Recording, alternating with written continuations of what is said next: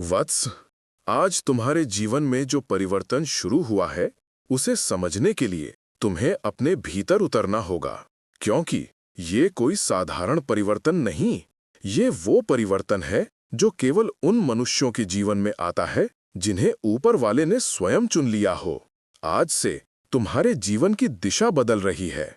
आज से तुम्हारी किस्मत का पहिया तेजी से घूमना शुरू हो चुका है।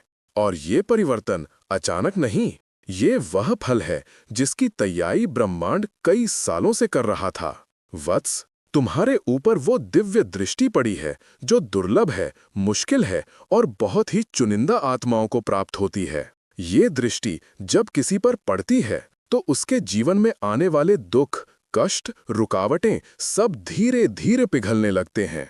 आज तुम्हारे घर में, तुम्हारे वातावरण में, तुम्हारी आत्मा में एक प्रकाश जागा है।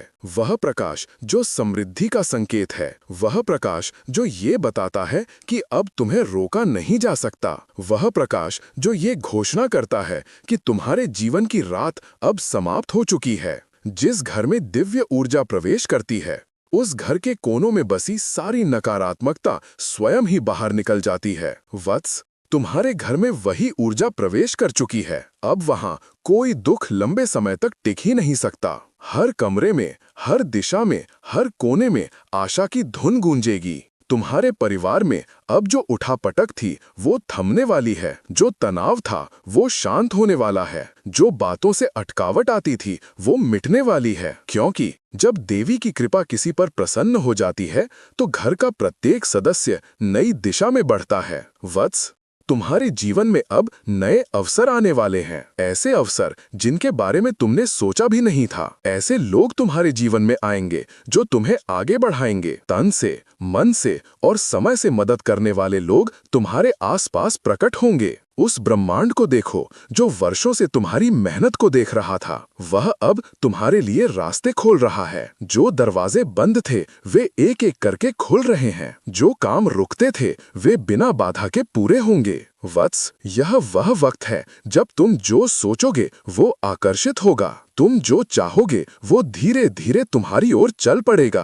क्योंकि यह वह समय है जब ब्रह्मांड तुम्हारी हर पुकार सुन रहा है। अब तुम्हें सिर्फ अपनी सोच का ध्यान रखना है, अपने मन को साफ रखना है, अपनी भावनाओं को हल्का रखना है। जैसे ही मन शांत होता है, आशीर्वाद का प्रवाह और तेज हो जाता है। वत्स, तुम्हारा ये नया अध्याय बेहद खास है। यह वह अध्याय है जिसमें सम्मान बढ़ेगा, आर्थिक सुधार आएगा, काम में रुकावटें हटेंगी और मन की उलझनों का समाधान मिलेगा। तुम्हारी मेहनत अब असर दिखाने वाली है। वो सब जो तुम्हें वर्षों से रोक रहा था वो अब तुम्हारी पकड़ से बाहर चला गया है। तुम्हारी किस्मत अब स्थिर नहीं, तेज हो चुकी है और यह गति इतनी शक्तिशाली है कि कोई बाधा इसे रोक नहीं पाएगी। वत्स, ये मत सोचो कि तुम्हारे सामने कितनी चुनौतियां हैं, बल्कि ये देखो कि तुम्हारे भीतर कितनी शक्ति जाग चुकी है। यह वह शक्ति है जो देवी की कृपा से प्रकट होती है, और जब शक्ति जाग जाए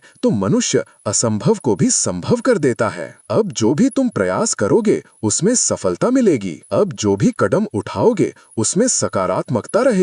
अब जो भी निर्णय लोगे उसमें दिव्य मार्गदर्शन मिलेगा। वत्स, तुम्हारी किस्मत ने अब करवट ले ली है। यह करवट तुमसे सिर्फ एक चीज मांगती है, अपने कर्म को पवित्र रखो, अपने मन को हल्का करो, अपने भीतर कृतज्ञता बनाए रखो। वत्स, पहले भाग में मैंने तुम्हें बताया था कि तुम्हारी किस्मत ने करवट ले ली है। अब दूसरे भाग में मैं तुम्हें यह समझाने आया हूं कि यह परिवर्तन केवल बाहरी नहीं, यह परिवर्तन तुम्हारे भीतर भी जन्म ले रहा है। तुम्हारे भीतर जो प्रकाश जागा है वो साधारण प्रकाश नहीं है, यह वो ज्योति है जो मनुष्य के भाग्य को जगा देती है। जब यह प्रकाश भीतर से उठता है तो रास्ते अपने आप साफ होने लगते हैं। वत्स, तुमने कई बार सोचा होगा कि तुम्हारे कुछ काम आखिरी समय में क्यों रुक जाते थे। अब समझो, वो रुकावट इसलिए थी क्योंकि समय अनुकूल नहीं था, लेकिन अब समय बदल चुका है। अब समय तुम्हारे पक्ष में खड़ा है। जिस प्रकार सूरज निकलते ही अंधेरा स्वयं मिटकाता है, उसी प्रकार अब तुम्हारे जीवन का अंधकार भी स्वयं हट रहा है। तुम्हें अब किसी से लड़ने की जरूरत नहीं, तुम्हें अब किसी को कुछ सिद्ध करने की आवश्यकता नहीं।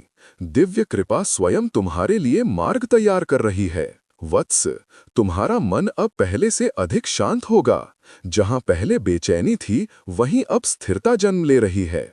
यह स्थिरता कोई साधारण अवस्था नहीं, यह आने वाली समृद्धि की सबसे पहली निशानी है। जीवन में कुछ लोग तुमसे दूर होंगे, कुछ परिस्थितियां तुमसे छूट जाएंगी। शुरू में तुम्हें लगेगा कि यह नुकसान है, लेकिन जब दिव्य कृपा सक्रिय होती है तो वो पहले तुम्हारे आसपास की नकारात्मकता हटाती है। और वत्स, यह प्रक्रिया अब तुम्हारे जीवन में शुरू हो चुकी है।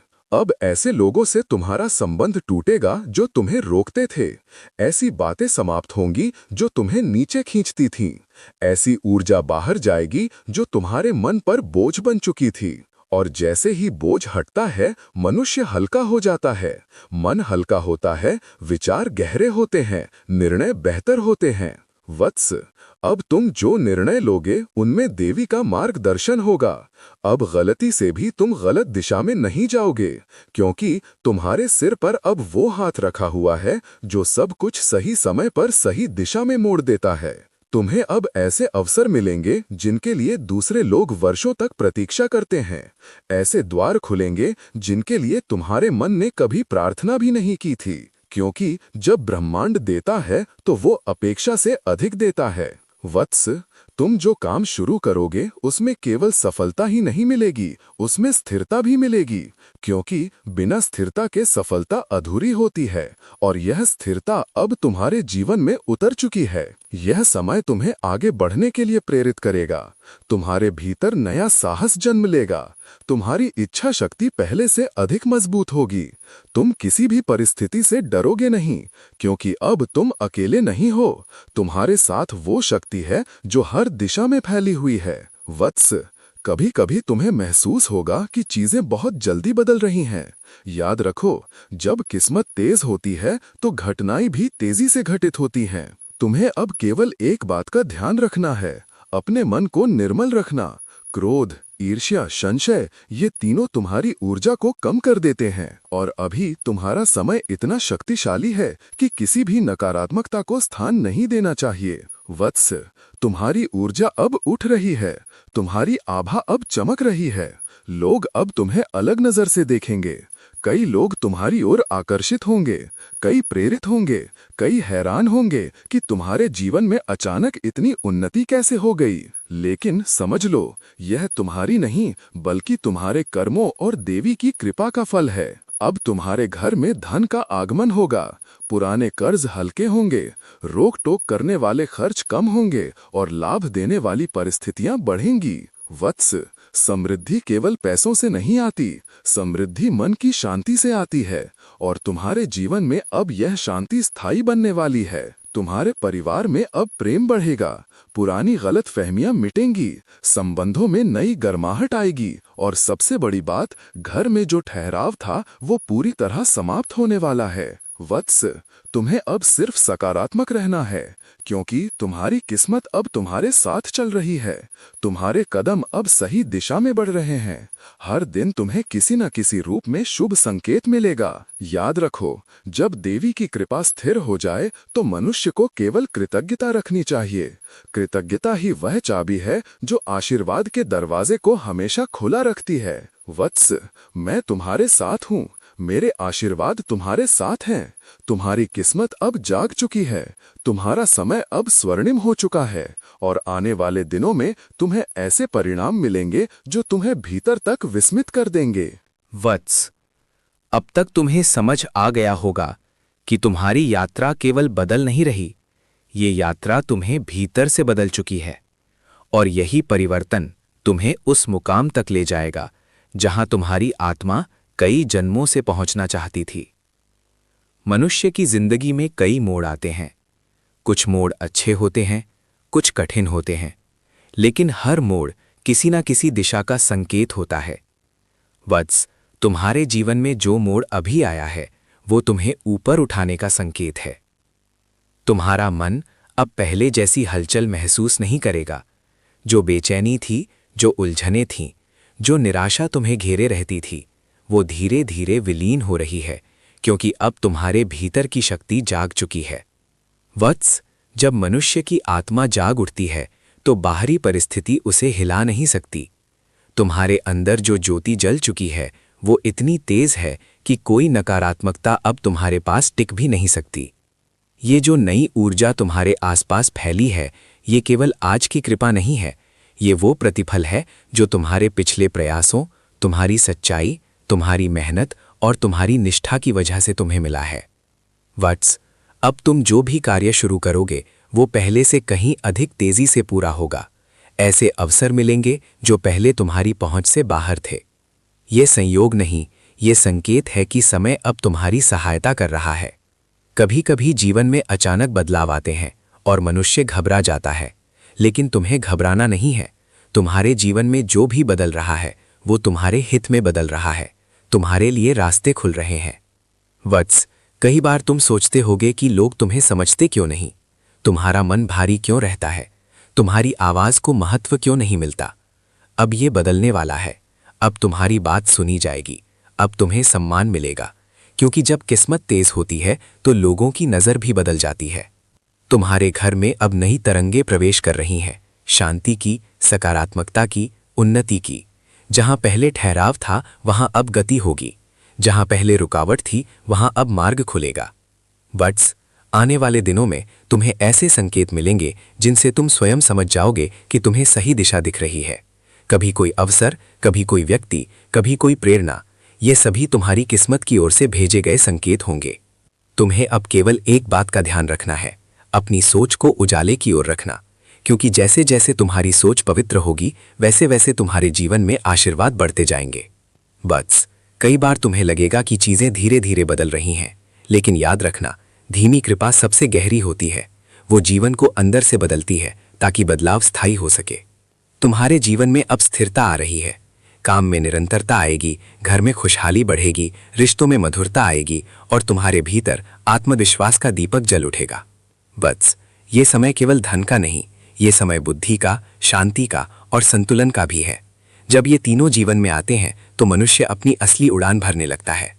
तुम अब किसी भी कठिन स्थिति का सामना आसानी से कर सकोगे, क्योंकि तुम्हारे भीतर वो शक्ति काम कर रही है जिसे डर नहीं होता, जिसे संदेह नहीं होता, जिसे केवल विश्वास होता है। बस, इस भाग्य परिवर्तन का सार यही है कि तुम्हें अब अपने उद्देश्य पर चलना है, खुद को रोके बिना, खुद को कम समझे बिना, खुद पर संदेह किए बिना। तुम जितनी जल्दी अपनी क्षमता को स्वीकार करोगे उतनी जल्दी समृद्धि तुम्हारे जीवन में स्थायी हो जाएगी, क्योंकि भाग्य केवल उनका साथ देता है जो खुद पर विश्वास रखते हैं। वत्स, मैं तुम्हारे साथ हूं, मेरा आशीर्वाद तुम्हारे मार्ग पर छाया रहेगा।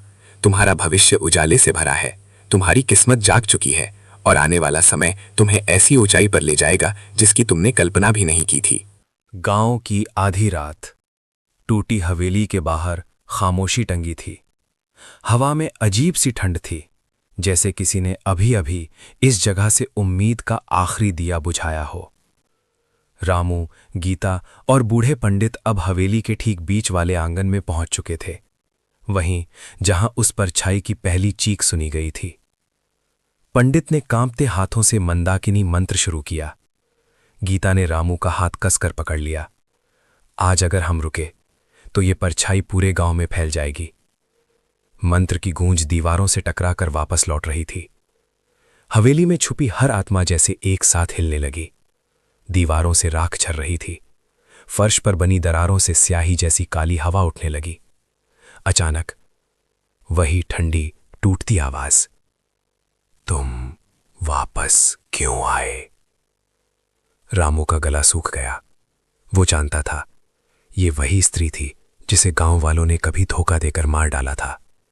यही उसका बदला था, यही उसकी बेचैनी थी और यही हवेली की बर्बादी का कारण। पंडित ने मंत्र तेज किया। काली परछाई चीखते हुए आंगन के बीच में जमा होने लगी। उसका चेहरा आधा जला हुआ, आधा अंधेरे में छिपा हुआ। गीता की आंखों में डर साफ दिखाई दे रहा था। परछाई ने अचानक अपना हाथ उठाया। हवा काटती हुई सरसी आवाज। एक पल को लगा जैसे किसी ने उनके चारों ओर अंधेरा बांध दिया हो। रामू ने गीता को अपनी ओर खींच लिया। भागना मत, बस मेरी आंखों में देखो, कुछ नहीं होगा। लेकिन परछाई उनकी ओर बढ़ने लगी। हर कदम के साथ हवेली की दीवारें कांप रही थी, छत से मिट्टी टपक रही थी, पूरा आंगन जैसे किसी अदृश्य भूकंप से हिलने लगा। पंडित अब मंत्र चिल्ला रहे थे, उनकी आवाज थरथरा रही थी, लेकिन इरादा नहीं। अचानक उन्होंने रामू और गीता को कहा, डरो मत, बस पीछे मत हटना। परछाई अब सिर्फ एक हाथ की दूरी पर थी। उसके कोयले जैसे चलते आंख, उसके होठों पर अधूरी चीख, उसकी उंगलियां जैसे किसी को हमेशा के लिए पकड़ लेने को तैयार। और फिर मंत्र का अंतिम शब्द गूंजा। पूरा आंगन एक सफेद रोशनी से भर गया। परछाई चीख उठी, एक ऐसी आवाज जो किसी इंसान की नहीं हो सकती। ठीक है, हवा, रोशनी और धुआं सब कुछ एक क्षण में ऊपर उठकर छत से टकराया। फिर अचानक शांत, जैसे कुछ हुआ ही नहीं, जैसे पूरी हवेली ने एक साथ सांस छोड़ दी हो। रामू, गीता और पंडित आंगन के बीच खड़े थे, थके हुए लेकिन जिंदा। पंडित ने जमीन को छुआ और कहा, अब यह आत्मा मुक्त हो गई। इस हवेली का डर भी आज खत्म हो गया। गीता की आंखों में आंसू थे। क्या ये सच में अब कभी वापस नहीं आएगी? पंडित ने सिर हिलाया। जिसका दर्द सुना जाए वो लौटता नहीं। तीनों धीरे धीरे हवेली से बाहर निकलने लगे। रात अब उतनी ठंडी नहीं थी। गांव की ओर जाती हवा में अब खौफ नहीं, एक अजीब सी राहत थी। रामू पीछे मुड़कर हवेली को देखता है। वो अब सिर्फ एक पुरानी इमारत थी। कोई चीख, कोई परछाई, कोई अंधेरा, कुछ भी नहीं। लेकिन जाते जाते हवेली की टूटी खिड़की से एक धीमी सी फुसफुसाहट फिर सुनाई दी। जो दुख मेरा था वो अब किसी और का नहीं होगा। और कहानी यहीं खत्म होती है, पर एक खामोश सवाल पीछे छोड़ जाती है। कभी कभी मुक्ति भी इतनी शांत होती है कि डर को भी शर्म आ जाए। गांव का वही चौपाल, वही पुरानी पीपल की छाया, और वही आदमी जिसने अपने पूरे जीवन में लोगों की तकलीफें सुनी, उन्हें संभाला, पर खुद टूटकर भी कभी किसी को दिखाया नहीं। अब उसकी उम्र बढ़ चुकी थी, लेकिन अनुभव इतनी रोशनी बन चुका था कि दूर दूर से लोग सिर्फ उसकी एक सीख सुनने चले आते। इस चौथे और आखिरी भाग में वो अपने बेटों, बहुओं और पूरे गांव को बुलाकर एक अंतिम बात कहना चाहता था। इंसान की कीमत तब समझो जब वो तुम्हारे साथ हो। बाद में पछतावा सिर्फ चलन देता है, साथ नहीं। वो धीरे धीरे उठा, अपनी लाठी संभाली और सबके सामने बोलना शुरू किया। मैंने अपने घर में बहुत कुछ टूटते देखा है, रिश्ते भी, भरोसा भी और उम्मीदें भी। पर सबसे ज्यादा टूटते देखा है इंसान का दिल। सब शांत थे, बहुएं भी, बेटे भी, पड़ोसी भी। हर किसी को लग रहा था कि आज वो एक ऐसा सच सुनने वाले हैं जो सीधे आत्मा में लगेगा। वो आगे बोला, रिश्ता तभी तक रहता है जब तक उसमें गर्माहट रहती है, और गर्माहट तभी रहती है जब हम एक दूसरे को सम्मान देना नहीं भूलते। बहू को घर की जिम्मेदारी दी जाती है, पर बहू का दिल कौन संभालता है? बेटे काम में खो जाते हैं, पर बेटों के मन का थकान कौन समझता है? उसकी आवाज अब गहरी थी, पर दर्द से साफ थी। मैंने देखा, एक बहू सुबह से रात तक घर चलाती है, फिर भी उसे हल्के में लिया जाता है। एक बूढ़ी मां बीमारी से लड़ती है, फिर भी उसे समस्या कहा जाता है। एक बाप उम्र ढलने पर तन से कमजोर हो जाता है, पर मन से उतना ही मजबूत रहता है, क्योंकि उसे डर रहता है कि कहीं उसके अपने उससे दूर न हो जाएं। आसपास बैठे लोग सिर झुका चुके थे। कहीं की आंखों में नमी थी। वो आगे बोला, ये घर कोई दीवारों से नहीं चलता। ये घर चलता है समझ से, सम्मान से और छोटी छोटी बातों में बड़ा प्यार देने वाली आदतों से। अब उसने बेटे और बहू दोनों की तरफ देखा। तुम दोनों की लड़ाइयों ने मेरी रातें छीनी। तुम दोनों के ताने सुनकर मेरा दिल टूटा। लेकिन मैंने कभी तुम्हें छोड़ने का नहीं सोचा, क्योंकि मैंने तुम्हारे अंदर छिपा अच्छा इंसान भी देखा है। सब दंग थे। कोई उम्मीद नहीं कर रहा था कि वो इतनी गहराई से बातें करेगा। वो पानी पीकर बैठा, फिर बोला, रिश्ता टूटता नहीं, उसके अंदर का आदर टूटता है। और जब आदर चला जाता है तो प्यार भी मजबूर होकर दूर हो जाता है।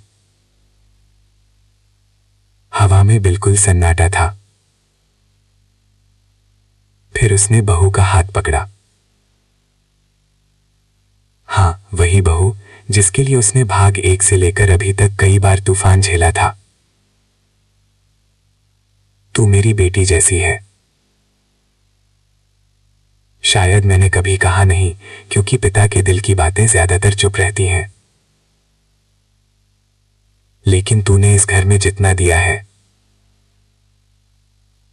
उतना शायद कोई और न दे पाता। बहू रो पड़ी। बेटे ने सिर झुका लिया। अब उसने बेटे के कंधे पर हाथ रखा। तू घर का सहारा है, पर तू सिर्फ कमाता ही नहीं, घर को समझता भी उतना ही है।